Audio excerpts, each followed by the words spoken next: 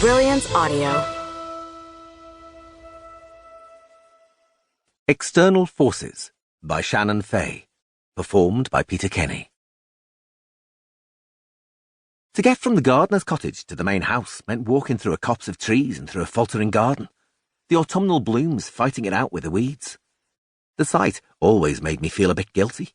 I had no green thumb to speak of, but since I was currently living in the gardener's home, the flowers always received me with an expectant air, like they knew I'd be the one to help them in their war against the shepherd's purse and thistles. I thought of knocking on the back door of the house to get Mrs. Spratt's attention, but that seemed much too informal.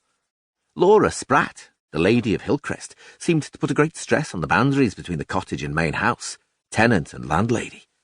Better to knock at the front door. I wasn't a mate coming round for a cuppa, but an acquaintance asking for a favour. A guard jumped out from the bushes blocking my path.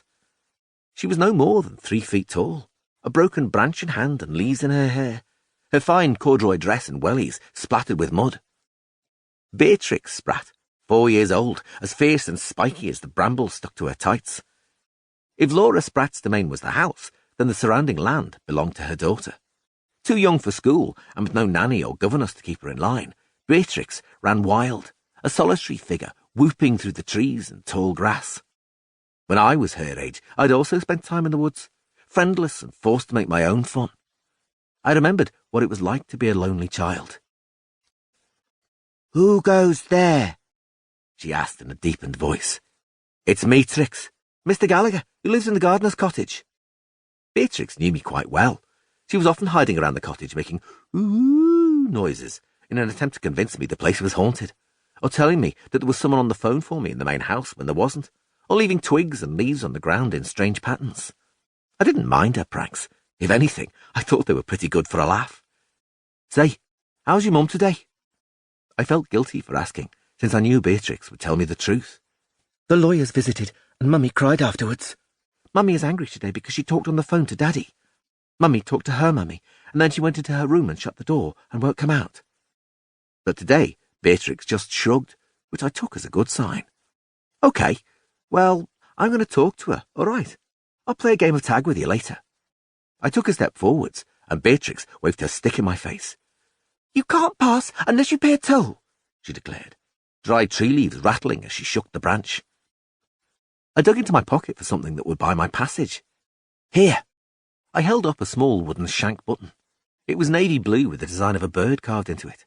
I bought the set to make a coat for Princess Katherine, but this had been left over. "Will this do?" I placed the button in her hand. She looked at it, ambivalence tugging at her face. "It's pretty, isn't it?" I asked. Beatrix started to nod, but stopped herself. "Can you show me how to sew it on?" she asked shyly. Immediately, a vision came to me of a teddy bear with mismatched button eyes, its body made from a mix of corduroy and a floral patterned fabric. I could make it from scraps I had around my studio. Then Beatrix would at least have a teddy bear to share in her adventures. "Sure thing, Trix. I'll show you how to sew on a button and lots more." Yes, that would be a fun afternoon. Beatrix could sew on the bear's eyes and help me with the stuffing, and I'd do the rest. We could make a teddy bear and use that button for one of its eyes.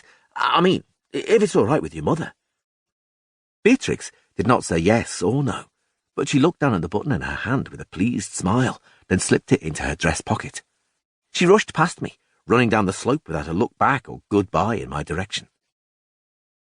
With my way clear, I finally made it to the front of the house and knocked on the door. Laura Spratt was about a year younger than me, 26 to my 27.